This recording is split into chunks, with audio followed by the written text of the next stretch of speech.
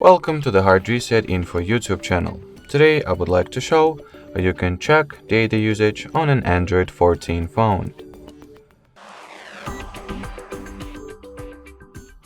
So to start, you will need to launch Settings, then go for the Network and Internet category. From here, if you would like to see your Wi-Fi usage, open the Internet page and then go for the non-carrier data usage.